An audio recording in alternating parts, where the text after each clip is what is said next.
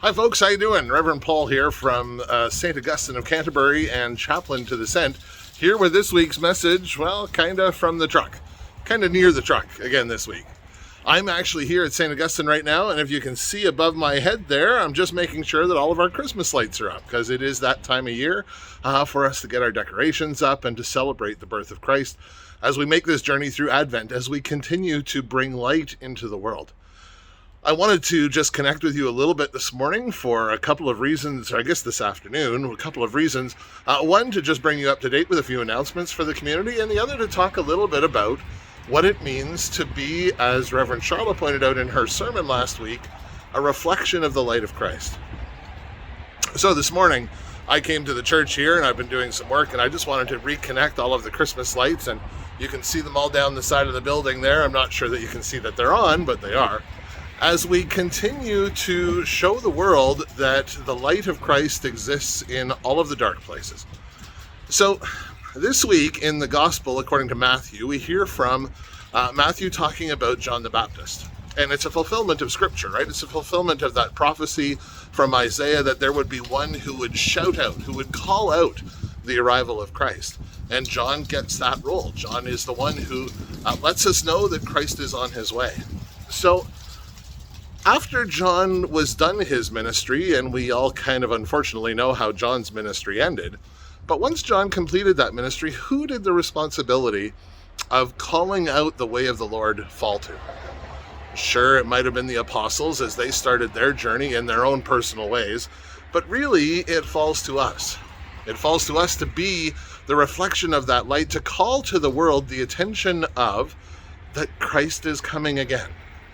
Now, we do this every year. We do this as part of our regular routine. We celebrate and give thanks for the arrival of Christ at Christmas time.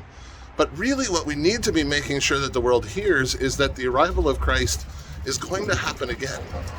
And how can we do that? How can we call out to the world and let them know? How can we shout out in the wilderness of a non-Christian world, for the most part, that Christ is coming again? I think there are so many ways that we hear that done. Of course, little things like decorating for Christmas. How do we make our houses shine, not necessarily for the benefit of the Noma Corporation and all of the Christmas lights that they sell, but for the benefit of the world to see that the light has arrived. If you go through any of the neighborhoods here in the city of Windsor anymore, you will see lights all over the place, and it's just brilliant to see that, as Reverend Ryan pointed out in our study group on Tuesday evening, that the world is excited about something that God started. That the world is excited about something that was a celebration, that is a celebration created by God for the whole world to enjoy and to take part in. So why not do your little bit? Maybe it's just in your house. You're going to light some lights around a tree, or maybe decorating on the hearth and the fireplace, whatever that happens to be. But shine your light. Let your light shine so that you too can be a reflection of Christ in the world. As we continue on that journey, of course, there's way more than just the celebration of lights being up, but there's also a celebration of being Christ in the world. Being a reflector of the goodness, the love, the kindness, the compassion and the caring that Christ was for us. We need to present that light back to the world as well. So I invite you, as you make your way into the world this week, try to determine how you can be the reflection of Christ. How can you love someone that hasn't been loved by you? How can you bring the love of Christ to someone who isn't aware that Christ is loving for them? How do we continue to offer that grace and that promise that Christ has given us into a world that desperately needs to hear it? As we continue down a journey of mistrust and anger and frustration, how do we bring kindness and light and love and joy into that world? So I encourage you, I challenge you to take that on this week as one of your goals, to determine how you can bring the light of Christ into the world. So as we continue to do that, of course, we continue to do so in our churches as well as we enter into the second Sunday of Advent, that Sunday of peace as we enter into it this week. So maybe peace is what's needed to bring the light of Christ into the world.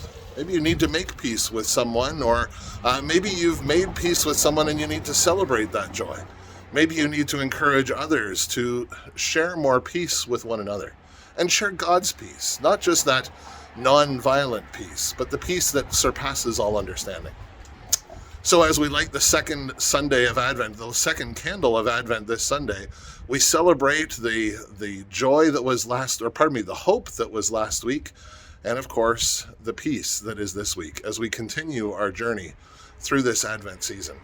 So prepare yourself and prepare your way. Prepare the way for Christ as he prepares to come into our world yet again. We give thanks for all of that as we continue to watch out for the coming Christ and to celebrate Christ here among us. For right now, just a couple of quick announcements. Our book study, continues on Tuesday evening. It's at 7 p.m. Exciting for all of those who want to take part in that.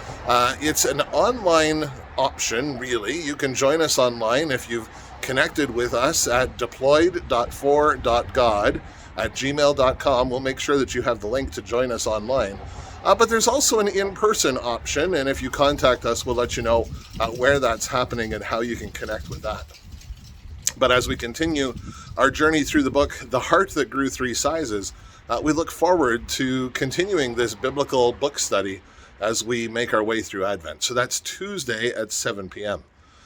This Sunday, so tomorrow, we are celebrating here at St. Augustine, we are celebrating a community breakfast. We haven't had one of those forever. It is going to be following the 9 o'clock service, so probably about 10:15 or so, as we celebrate and gather together for some social time and some fellowship around a meal, which we all enjoy doing. So join us tomorrow following our 9 o'clock worship service for a community breakfast. And thank you to Martha and Gordon, who are coordinating and putting all of that together for us. We will be having a bake sale as well, so that happens on the 18th of December. First come, first serve, and Pat Lowe and Ann Archer and all of the members of our ACW are taking care of that. So thank you to that Ladies Guild for making sure that we've got our necessary snacks and treats ready for the holidays as well. I think that's about it for announcements for right now. I know we've got some announcements about our upcoming Bible study in January. But hey, we just barely made it into December. Let's hold off on that for a week or so yet. But for right now, I hope that you continue to figure out a way that you can bring the light of Christ into the world, that you can reflect that light into your neighbors, into your friends, into your co-workers, so that they too will say, the Christ light shines brightly, and we want to be part of that too. For right now, I invite you to keep the shiny side up and the rubber side down. This is Rev Paul from his message, Close to the Truck, this week. Have a great week, everyone. Blessings to you all.